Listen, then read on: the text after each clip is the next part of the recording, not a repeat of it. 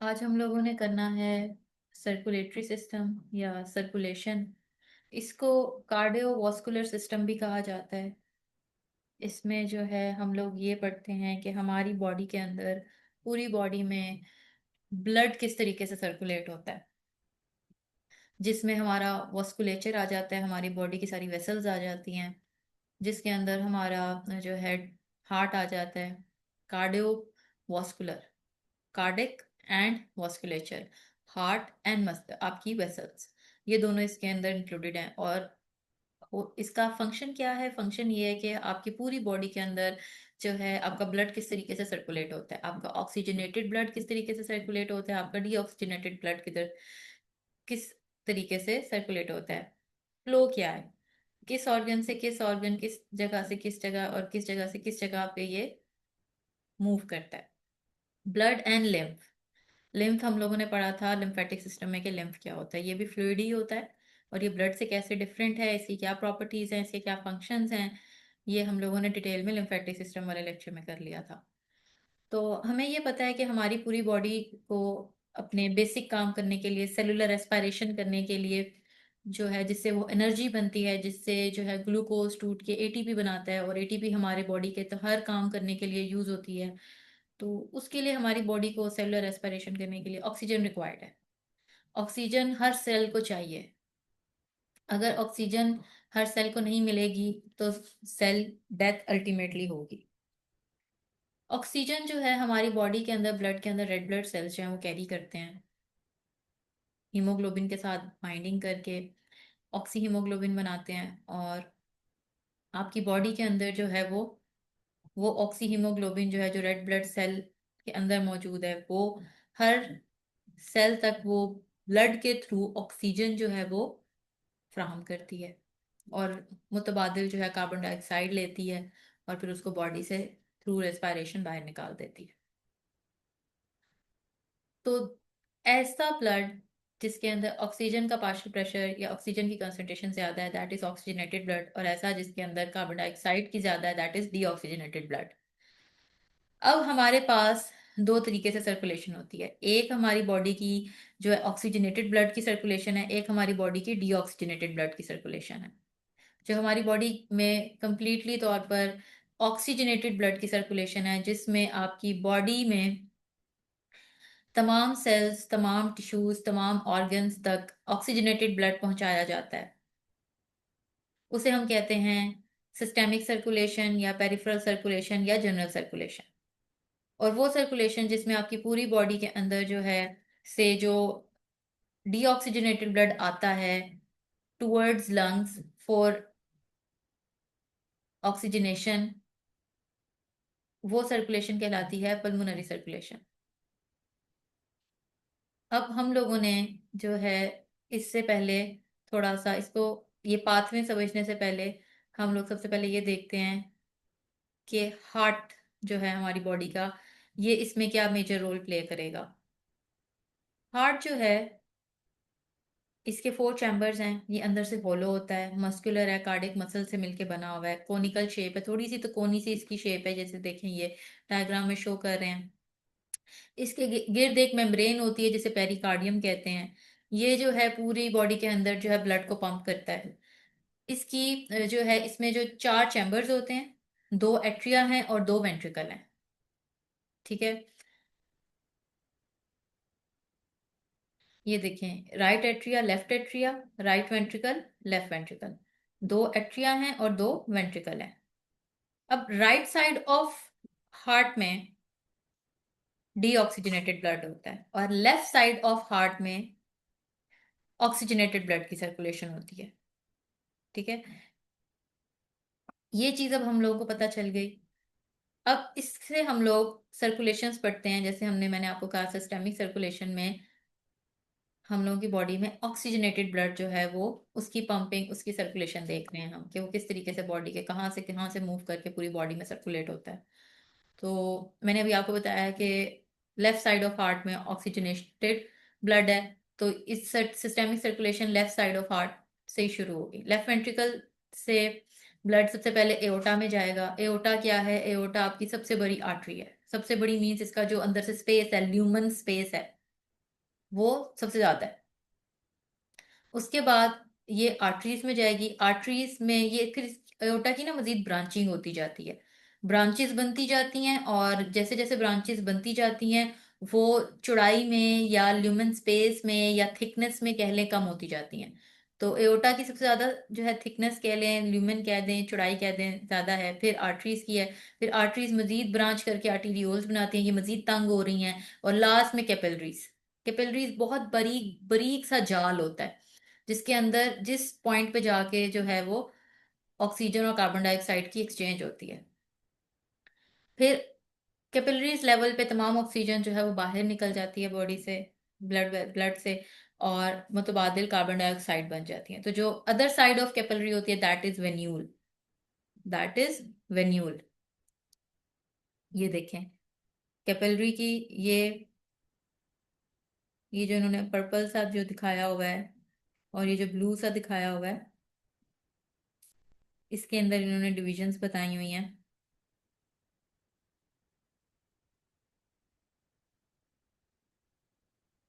ये एक्चुअल में ये पर्पल नहीं है, पिंक है। ये ऑक्सीजनेटेड ब्लड को बता रहा है, और ये जो ब्लू है ये डीऑक्सीजनेटेड ब्लड को बता रहा है। वेन्यूल्स फिर वेन्स में जाएंगे। अब ये सबसे तंग है। वेन्यूल्स की जो डायमीटर है या फिर ल्यूमेन स्पेस है सबसे कम है। फिर यहाँ से ऑपोजिटली ये मूव करेगा। वेन्स का इससे थोड़ा सा ज्यादा होगा डायमीटर, ल्यूमेन स्पेस। और फिर वेना केवा सबसे ज्यादा चौड़ी है। तो सबसे ज्यादा चौड़ी जो है वो ऑक्सीजनेटेड ब्लड को कवर करने वाली या कंटेन करने वाली या सप्लाई करने वाली जो, दैट इज एओर्टा। और सबसे बड़ी जो जिसके अंदर वो वेसल जिसके अंदर डीऑक्सीजनेटेड ब्लड है, मतलब सबसे बड़ी मीन्स के सबसे ज्यादा डायमीटर वाली, सबसे ज्यादा ल्यूमेन स्पेस वाली, दैट इज वेना केवा। और फिर वेना केवा तक जब ब्लड पहुंचता है तो वो डीऑक्सीजनेटेड होता है। और वो डीऑक्सीजनेटेड ब्लड जो है वो राइट साइड ऑफ बॉडी के अंदर या राइट साइड ऑफ हार्ट या right side of heart atrium जो है वो एंटर कर दिया जाएगा। फिर उधर से राइट साइड ऑफ एट्रिया से राइट साइड ऑफ वेंट्रिकल में जाएगा, राइट वेंट्रिकल में चला जाएगा। राइट वेंट्रिकल से जो है ये पल्मोनरी आर्टरी के थ्रू जो है, pulmonary arteriole, then pulmonary capillaries, फिर देन पल्मोनरी वेन्स वेन्यूल्स, और गुजर के जो है कहाँ पे आएगा? लेफ्ट साइड ऑफ हार्ट में। अब ये सर्कुलेशन क्या है? सर्कुलेशन में आपको ये समझाती हूँ कि राइट साइड पे आपका डीऑक्सीजनेटेड ब्लड आ गया। ये जो ब्लड है ये राइट एट्रियम से राइट वेंट्रिकल में आएगा। अब ये डीऑक्सीजनेटेड ब्लड है, इसकी ऑक्सीजनेशन होना जरूरी है। ये कहाँ जाएगा ऑक्सीजनेशन के लिए? ये जाएगा लंग्स में।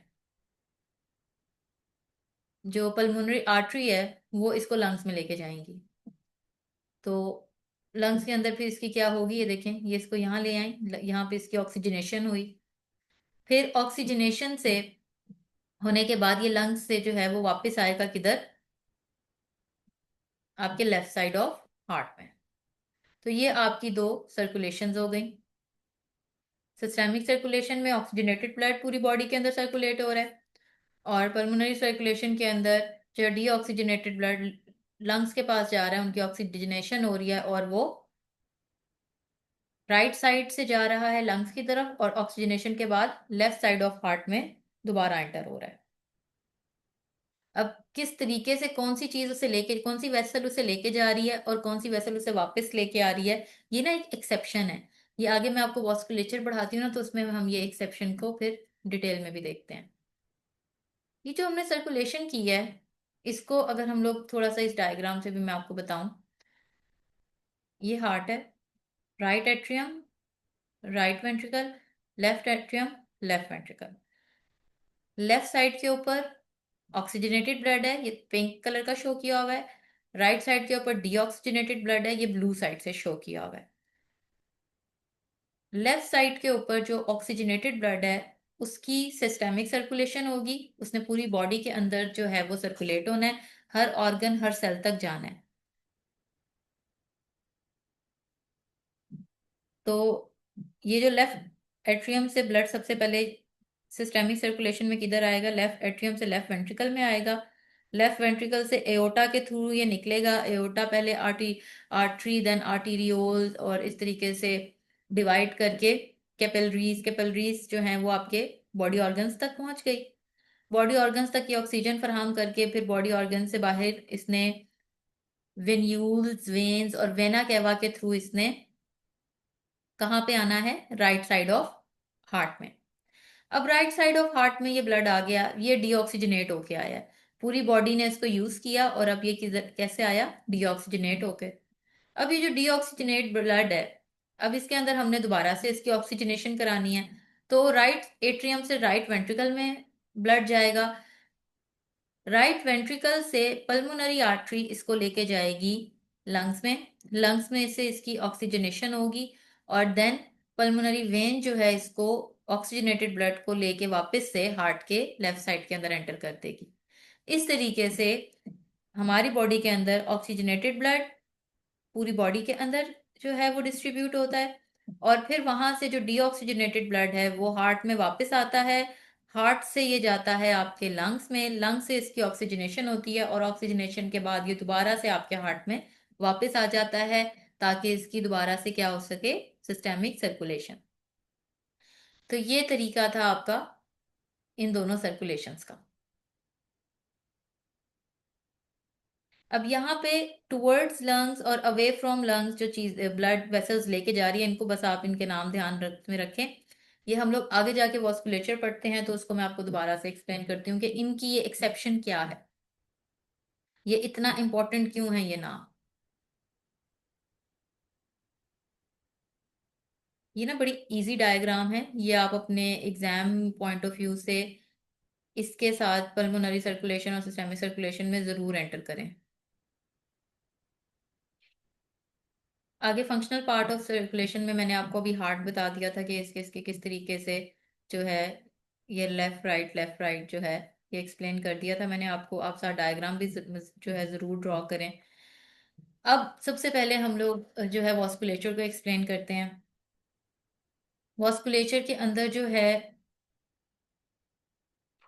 मैंने आपको बताया था सबसे बड़ी वेसल जो कि ऑक्सीजनेटेड ब्लड को कैरी करती है वो एओर्टा है। तो यहाँ पे इन्होंने एओर्टा की डायग्राम जरूर जो है वो शो कर दी है, ये देखें, लेकिन एओर्टा की हेडिंग नहीं बनाई। एओर्टा की डायग्राम में देखें, सबसे पहले ये जो आपकी जो जितनी भी ब्लड वेसल्स हैं इनकी थ्री जर्मिनल लेयर्स हैं, मतलब ब्लड वेसल्स जो हैं उनकी थ्री थ्री लेयर्स हैं।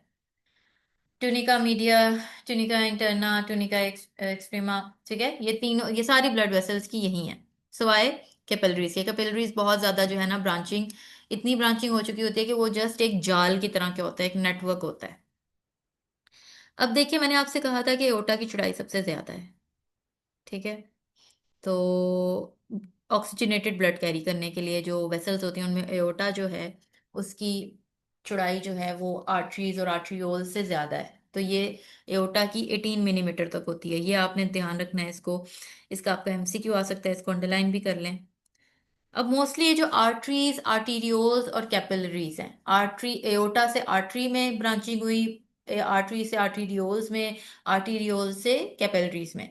तो ये जो ब्रांच चलती आ रही है, ये जो ब्रांचिंग है इसमें ऑक्सीजनेटेड ब्लड कैरी हो रहा है।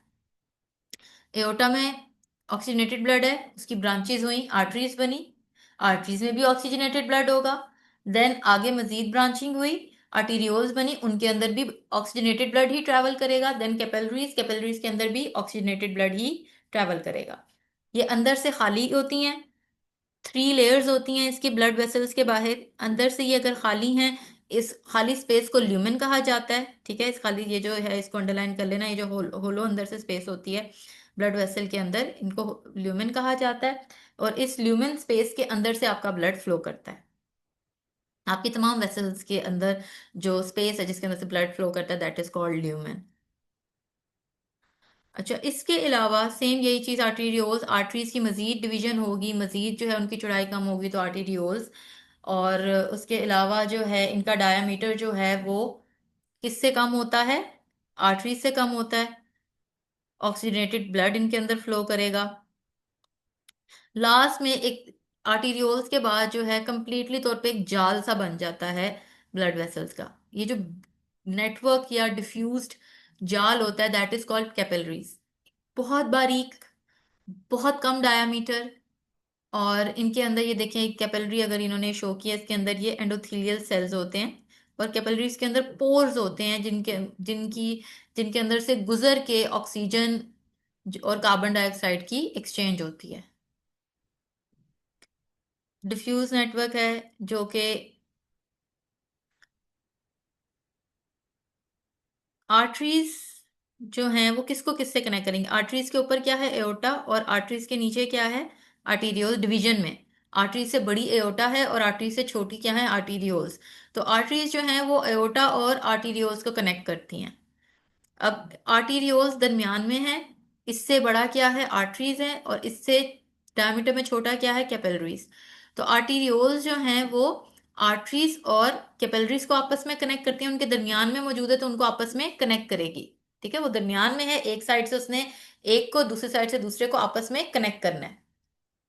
फिर कैपिलरी से जब सारे बॉडी के अंदर, पूरी बॉडी के अंदर ये जो है डिफ्यूज नेटवर्क जो है वो मौजूद है, फैला हुआ है। तो तमाम जितने भी ऑर्गन्स हैं, हर सेल तक आर्टरी कैपिलरीज जो हैं ये पहुंचेंगी, ब्लड सप्लाई करेंगी, मतलब ऑक्सीजन सप्लाई करेंगी। और उसके बाद ऑक्सीजन सप्लाई करके इसके मुतबादिल कार्बन डाइऑक्साइड ले लेंगी, और फिर दो other end of capillaries called venules. Venule जो है ये ब्लड वेसल जो है, ये अदर एंड ऑफ कैपिलरी होती है। एक साइड पे सारा ऑक्सीजनेटेड है, वहां से सारा ऑक्सीजन बाहर निकाल के दूसरी साइड पे सारा डीऑक्सीजनेटेड आ जाता है। ठीक है, अब जो डीऑक्सीजनेटेड है दैट इज वेन्यूल। वेन्यूल जो है इसके बाद वेन आएगी। तो वेन्यूल जो है वो एक साइड पे कैपिलरी को उसने कनेक्ट करना है वेन्स के साथ, वो दरमियान में है। उसने कैपिलरी को वेन के साथ कनेक्ट करना है। अब जो वेन्स हैं डीऑक्सीजनेटेड ब्लड कैरी करेंगी, वेन्यूल्स भी जो है डीऑक्सीजनेटेड ब्लड कैरी करेंगी।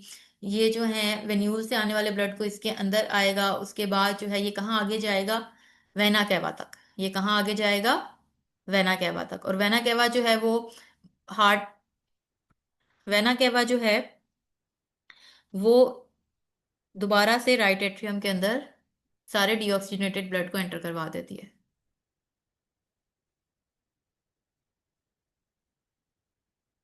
लेफ्ट से एओर्टा लेके निकलती है, और राइट पे वेना कैवा लेके आती है। ये हम लोगों ने वॉस्कुलेचर कर लिया। इधर मैंने आपको एओर्टा के डायमेंशन बताई थी। अब ये वेना कैवा की अगर हम देखें तो ये 30 नैनोमीटर तक, मिलीमीटर तक वेना कैवा है। मतलब कि डीऑक्सीजनेटेड लाने वाली जो वेसल है उसकी चौड़ाई ऑक्सीजनेटेड जो है वो लेके जाने वाली से ज्यादा है। क्यों? अच्छा, ये ना बस जनरल नॉलेज के लिए है, आपको पेपर पॉइंट ऑफ व्यू से तो नहीं पूछा जा सकता कि जब ब्लड वापस आता है तो वो इतनी स्पीड से जो है नहीं वापस आना होता, क्योंकि वो हार्ट में ही आना है ना। सबसे पहले ये चीज समझते हैं कि जब heart, left side of heart ने उसको पंप करना है ब्लड को, तो उसने पूरी की पूरी बॉडी में फैलना है ताकि पूरी बॉडी को जो है वो ऑक्सीजन फराहम कर सके। तो वो ना जिस फोर्स से कंट्रैक्ट करेगा, अगर वेसल थोड़ी सी जो है ये, इसकी जो विड्थ है या इसका जो डायामीटर है वो क्या है, वो थोड़ा कम है, 18 मिलीमीटर तक है। तो कम स्पेस के अंदर से जब ब्लड जो है वो गुजरेगा एक स्पेसिफिक फोर्स के साथ, तो वो ज्यादा स्पीड से गुजरेगा। इस स्पीड से जब ब्लड गुजरेगा तो क्या होगा, वो बॉडी के सारे ऑर्गन्स और हर सेल तक जाएगा। लेकिन वेना केवा जो है उसमें जब यही उसी स्पीड से जब ब्लड जो है आएगा, तो वेना केवा की चौड़ाई ज्यादा होती है। वेना केवा के अंदर ब्लड प्रेशर उस हिसाब से कम क्रिएट होगा एज कंपेयर टू एओटा।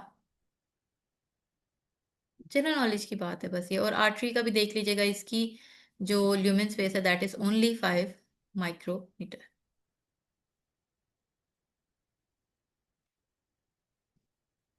ये जैसे मैं आपको बता रही थी कि कैपिलरीज जो होती हैं ये एक साइड के ऊपर जो है कैपिलरी का जाल है, और जैसे ही सारी जो है वो ऑक्सीजन बाहर निकल जाएगी तो other side of capillary is called as venule. ये एक साइड ये देखें ऐसे कैपिलरीज है, दूसरी साइड उसका वेन्यूल है। अब नेक्स्ट हम लोगों ने आगे पढ़नी है properties of cardiac muscles. Cardiac muscles जो हैं हम लोगों ने ये पहले लेक्चर के अंदर पहले भी किया है। मसल्स के चैप्टर में कार्डियक मसल के सारी प्रॉपर्टीज पढ़ी हैं, काफी डिटेल में पढ़ी हैं। इधर भी हम एक दफा थोड़ा सा सरसरी इनको दोबारा देख लेते हैं। सबसे पहले प्रॉपर्टी क्या आती है कार्डियक मसल की? कार्डियक मसल्स इनवॉलेंट्री होते हैं। इनवॉलेंट्री मींस ये आपके अपने कंट्रोल में नहीं है। फिर इनकी डायग्राम मैंने आप लोगों को लास्ट टाइम दिखाई थी। तो इनके अंदर स्ट्राइशंस होती हैं, आपस में इंटरलिंक्ड होते हैं, और स्ट्राइशंस होती हैं। स्ट्राइशंस इनके अंदर लाइट बैंड्स और डार्क बैंड्स थे। उसका क्या मतलब है? इनके अंदर मैंने आपको बताई थी धारियां थी, ठीक है, स्ट्राइशंस थी। फिर यहाँ पे लिखा हुआ है कि कार्डिक मसल एज अ सिंक्टियम। ये कह रहे हैं कि कार्डिक मसल्स जो है जो आपका हार्ट है वो कार्डिक मसल्स या कार्डिक टिश्यूज से बन के मिलके बना हुआ है। तो वो as a whole, as a unit एक के तौर पे काम करते हैं। ऐसा नहीं है कि एक सेल जो है वो कॉन्ट्रैक्ट कर रहा है, दूसरा रिलैक्स कर रहा है, एक में फिलिंग हो रही है, एक में ब्लड फ्लो इन हो रहा है, एक में आउट हो रहा है। नहीं, हार्ट जो है उसमें जितने भी हंड्रेड्स एंड मिलियंस और बिलियंस ऑफ सेल्स हैं, कार्डियक मसल के टिश्यू जो है वो एज अ होल काम करता है, एज अ सिंगल यूनिट काम करता है। ठीक है। इसका मतलब है कि जब कंट्रैक्शन होगी तो कंप्लीट हार्ट कंट्रैक्ट करेगा, जब रिलैक्सेशन होगी तो कंप्लीट हार्ट रिलैक्स करेगा, डीपोलराइजेशन होगी तो कंप्लीट में होगी, रीपोलराइजेशन होगी तो कंप्लीट में होगी। और इसके अंदर जो है कह रहे हैं कि एट्रियल सिंक्टियम और वेंट्रिकुलर सिंक्टियम के अंदर इनको मजीद डिवाइड किया हुआ है कि दोनों एट्रिया एज अ होल एक यूनिट के तौर पे काम करेंगे और दोनों वेंट्रिकल एज अ होल एक यूनिट के तौर पे काम करेंगे। मतलब दोनों एट्रिया एक ही टाइम पे कंट्रैक्ट करेंगे। एक साइड से ऑक्सीजनेटेड ब्लड आगे जाएगा, एक साइड से डीऑक्सीजनेटेड ब्लड आगे जाएगा। फिर दोनों वेंट्रिकल एक ही टाइम पे कंट्रैक्ट करेंगे तो एक साइड से एओर्टा के थ्रू ब्लड सर्कुलेट होगा और एक साइड से वेना कैवा के थ्रू ब्लड सर्कुलेट होगा, जिसका मैंने आपको बताया था कि एओर्टा की थोड़ी जो है विड्थ कम है तो फोर्स ज्यादा होगी। एटीरियल ब्लड प्रेशर थोड़ा सा ज्यादा होता है, जो उसकी फोर्स है वो ज्यादा होगी। और वेना केवा जो है उसकी थोड़ी चौड़ाई ज्यादा है, तो उधर से ब्लड प्रेशर इतना ज्यादा नहीं होगा, ब्लड नॉर्मली ही जो है फ्लो करेगा। अच्छा, ये क्यों ऐसा होता है? इसलिए होता है कि जब लेफ्ट वेंट्रिकल से एओर्टा निकल रही है, एओर्टा थोड़ी तंग है, तो ब्लड तेजी से जाएगा, क्योंकि उसने तमाम ऑर्गन तक जाना है, प्रेशर से जाएगा। अब यहां से जो वेना केवा, इधर से जो वेना केवा से जो आएगा, सॉरी, यहां से जब वो पल्मोनरी आर्टरी से निकलेगा तो उसने सिर्फ लंग्स की तरफ जाना है। इधर थोड़ी सी मुझे कंफ्यूजन होगी, मैंने अपनी तरफ से मैं पल्मोनरी आर्टरी बोल रही हूँ, लेकिन जो है ये थोड़ी सी गलत हो गया। पल्मोनरी आर्टरी से जब ये निकलेगा तो ये जब, तो इसने सिर्फ लंग्स की तरफ जाना है, जो कि उसकी करीब विसिनिटी में ही मौजूद है। तो ये इजी होके जाएगा, मतलब इतनी फोर्स इसको रिक्वायर्ड नहीं है।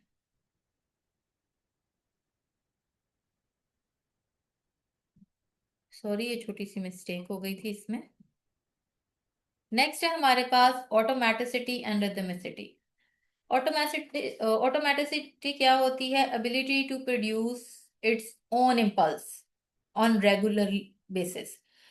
अब जो आपका हार्ट है, हार्ट मसल्स जो हैं वो अपनी इम्पल्सेस खुद क्रिएट करते हैं। अपना जो इलेक्ट्रिकल इम्पल्स है वो, या अपना एक्शन पोटेंशियल जो है वो खुद क्रिएट करते हैं। उसके लिए नर्वस रेगुलेशन नहीं चाहिए उनको। नर्वस रेगुलेशन क्या होती है? जैसे आपके जो स्केलेटल मसल्स हैं, आपने कोई भी काम करना है, सबसे पहले स्टिमुलस आता है, आपके दिमाग तक जाएगा, आपका दिमाग प्रोसेस करेगा और इम्पल्स क्रिएट करेगा और आप कोई काम करोगे। ठीक है, तो आपकी नर्वस जो है वो रेगुलेशन होती है इसमें। लेकिन आपका जो हार्ट है, इसके इसको जो है इसमें ये एबिलिटी होती है कि ये अपनी जो इलेक्ट्रिकल इम्पल्सेस है वो खुद से क्रिएट करता है।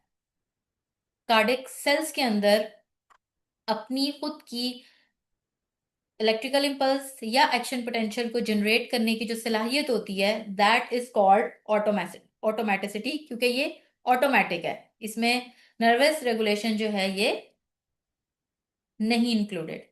इसको ऑटो रिदमिसिटी भी कहते हैं। ये आपके सेल्स की इंट्रिंसिक एबिलिटी है, ये सेल्स की अपनी एबिलिटी है, इनेट एबिलिटी है कि आपका जो हार्ट है वो अपनी खुद की इलेक्ट्रिकल इम्पल्स क्रिएट करता है। अब ये कहाँ से क्रिएट होती है? ये आपके जो हार्ट के एसए नोड हो गया, या समटाइम्स एवी नोड, या आपके जो हिस बंडल या पर्किंज फाइबर्स जो हैं वो ये क्रिएट करते हैं। अच्छा, इसको ना, अब ये इस चीज को मैं जरा थोड़ा सा आपको एक्सप्लेन करूं। इस डायग्राम के थ्रू करती हूँ मैं आपको।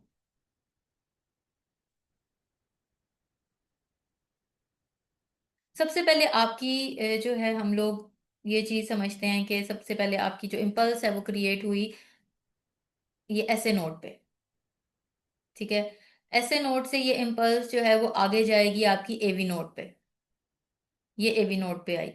किसके थ्रू आएगी? ऐसे नोड से एवी नोड पे आने के लिए ये इंटरनोडल पाथवे था, इधर से गुजर के ये एवी नोड तक आ गई। ये आपकी इलेक्ट्रिकल इम्पल्स है जो कि आपके ऐसे नोड से जो है वो स्टार्ट हुई है, एवी नोड तक आई। एवी नोड जो है वो आगे मजीद डिवाइड होता है फाइबर्स में, या लगा लें इसमें से ये दो एक बंडल से निकल रहे हैं, इसको कहते हैं बंडल ऑफ हिस। क्या कहते हैं इसको? Bundle of his. अब ये एक राइट बंडल ऑफ हिस हो जाएगा और एक ये लेफ्ट बंडल ऑफ हिस हो जाएगा। ये इम्पल्स आगे जा रही है। ठीक है। ये पाथवे है। सबसे पहले ये आगे सारे पॉइंट्स भी क्लियर हो जाएंगे, ये एक ही डायग्राम से मैं आपको एक्सप्लेन कर रही हूँ कि ऐसे नोड पे ये आपकी इलेक्ट्रिकल इम्पल्स क्रिएट हुई है। ये आगे एवी नोड पे गई है। एवी नोड पे जाने के लिए ये कहाँ से गुजर के गई है? लिंक कौन कर रहा था इसको? इंटरनोडल पाथवे, या इंटरनोडल पाथवे से गुजर के एवी नोड पे गई है। उसके बाद जो है आगे जाके ये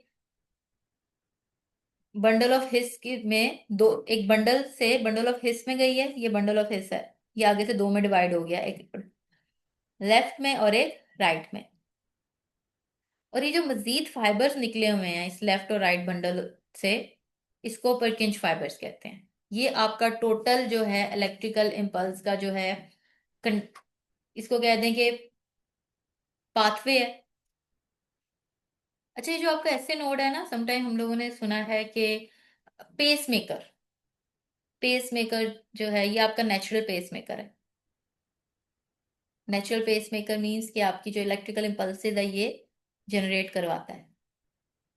अगर आपका ये पेस मेकर खराब हो जाए तो फिर हम लोग आर्टिफिशियल पेस मेकर्स जो हैं वो थ्रू थ्रू सर्जरी बॉडी के अंदर एंटर करवाते हैं।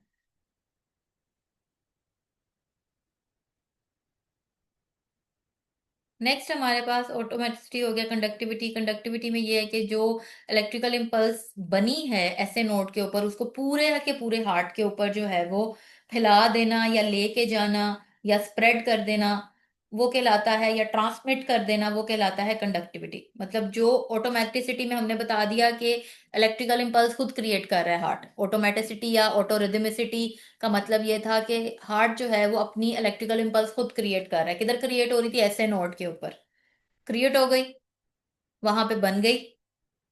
अब वो इम्पल्स आगे फॉरवर्ड होनी है पूरे के पूरे हार्ट में, आगे फॉरवर्ड होनी है पूरे के पूरे हार्ट में। तो ये प्रोसेस जिसमें कंडक्टिव सिस्टम है, कंडक्टिविटी क्या है? ये एक ऐसा कंडक्टिव सिस्टम है जिसमें ऐसे नोड के ऊपर इलेक्ट्रिकल इम्पल्स बनने के बाद जो है पूरे हार्ट में फैल जाती है, या हार्ट की वो एबिलिटी जो कि उसकी ट्रांसमिशन ऑफ इलेक्ट्रिकल इम्पल्स को बताती है पूरे के पूरे हार्ट टिश्यू में, वो कहलाती है कंडक्टिविटी।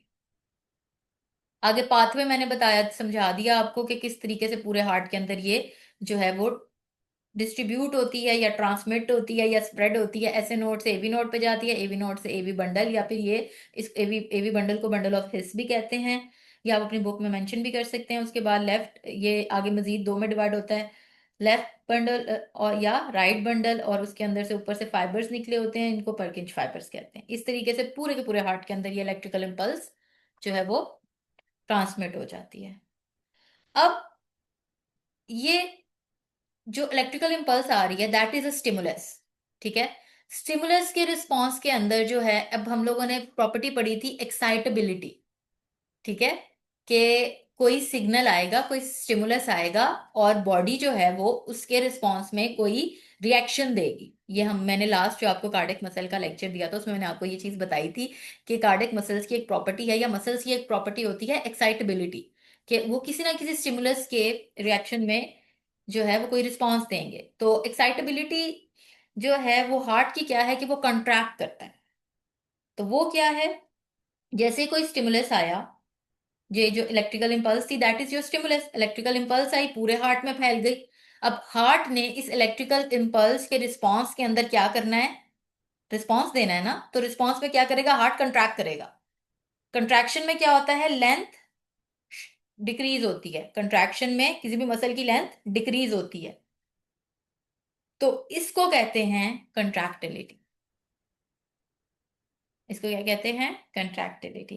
कि किसी भी जो है मसल की एबिलिटी कि वो फोर्सफुली जो है अपने आप को कंट्रैक्ट करे और अपना साइज जो है वो शॉर्ट कर ले, किसके रिस्पॉन्स में? किसी भी स्टिमुलस के रिस्पॉन्स में, जिसको जो हमारे हार्ट के केस के अंदर हमारी इलेक्ट्रिकल इंपल्स थी या एक्शन पोटेंशियल था। ये in case of cardiac muscle ये आपके प्री लोड या आफ्टर लोड के ऊपर के बिल्कुल इंडिपेंडेंट होती है। ये यहाँ पे जो ये word interdigitation of actin and myosin filaments है, ये जो है कंट्रैक्शन ऑफ हार्ट मसल का बताया हुआ है कि एक्टिन और मायोसिन जो फिलामेंट्स है, मायोफिलामेंट्स जो हैं, ये आपस में जो है वो क्या होते हैं? कंट्रैक्ट होते हैं। इंटरडिजिटेशन, आपस में घुस जाते हैं आपस। तो इसकी वजह से जो है फिर क्या होगा? और ये होता क्यों कैसे है? In the presence of ATP, energy लगती है, और कैल्शियम आयंस, एनर्जी और कैल्शियम आयंस की मौजूदगी में ये कंट्रैक्शन होती है। नेक्स्ट हमारे पास रिफ्रैक्टिव पीरियड। हम ना इतना डिटेल में नहीं जा रहे। डिटेल में क्यों नहीं जा रहे? आपकी किताब में जितना लिखा है ना, हमने वही समझना है। आगे है रिफ्रैक्टिव पीरियड।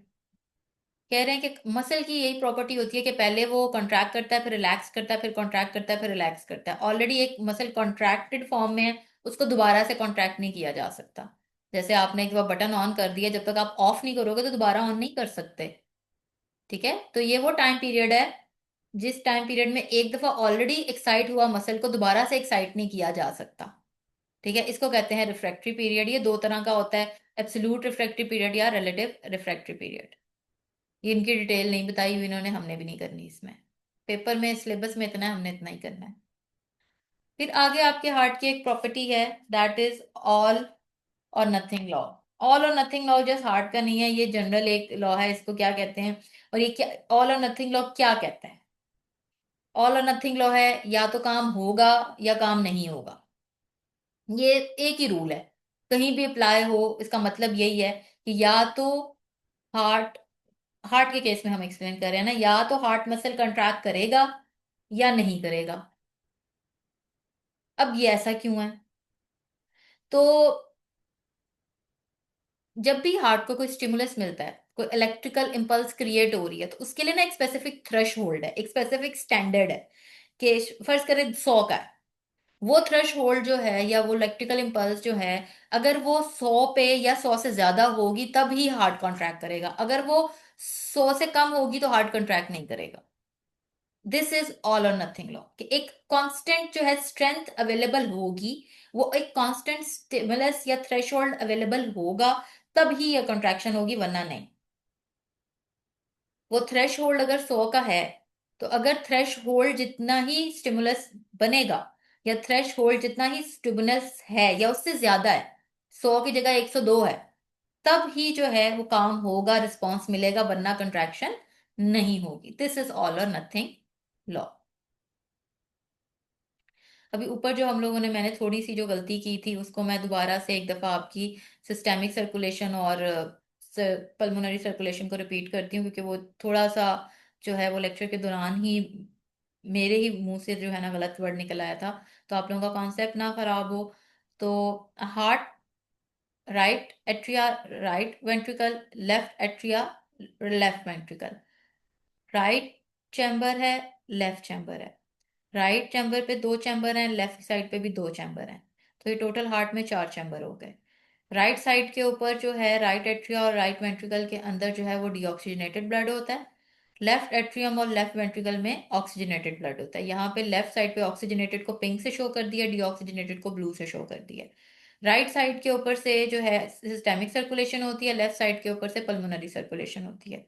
राइट साइड पे जो है वो सॉरी, लेफ्ट साइड के ऊपर जो है वो डी लेफ्ट साइड के ऊपर ऑक्सीजनेटेड ब्लड है, तो ऑक्सीजनेटेड ब्लड जो है वो पूरी की पूरी बॉडी के अंदर सर्कुलेट होता है।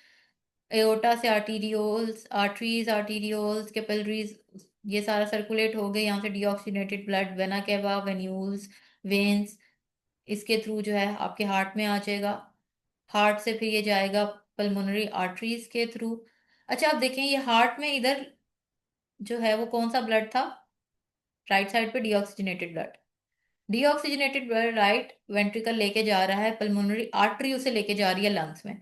अब ये डीऑक्सीजनेटेड ब्लड ये आर्टरी में क्यों जा रहा है? मैंने तो आपको शुरू में बताया है कि तमाम आर्टरीज के अंदर ऑक्सीजनेटेड ब्लड होता है। सिर्फ एक एक्सेप्शन है, आपकी बॉडी में सिर्फ एक पल्मोनरी आर्टरी एक ऐसी आर्टरी है जिसके अंदर डीऑक्सीजनेटेड ब्लड होता है। इसी तरीके से आपकी बॉडी में सिर्फ पल्मोनरी वेन एक ऐसी वेन है जिसके अंदर ऑक्सीजनेटेड ब्लड होगा। तो ये बस ये आर्टरी और वेन की एक्सेप्शन है। बाकी आपकी बॉडी में तमाम आर्टरीज के अंदर ऑक्सीजनेटेड और तमाम वेन्स के अंदर डीऑक्सीजनेटेड ब्लड है, सिवाय आपकी पल्मोनरी आर्टरी और पल्मोनरी वेन के। पल्मोनरी आर्टरी के अंदर जो है वो आपका डीऑक्सीजनेटेड ब्लड है, और पल्मोनरी वेन के अंदर आपका ऑक्सीजनेटेड ब्लड है, जो कि बाकी तमाम वॉस्कुलेचर से ऑपोजिट है। ये जस्ट एक एक्सेप्शन है। ये डायग्राम मस्ट आप लोग जो है ना ड्रॉ कीजिएगा।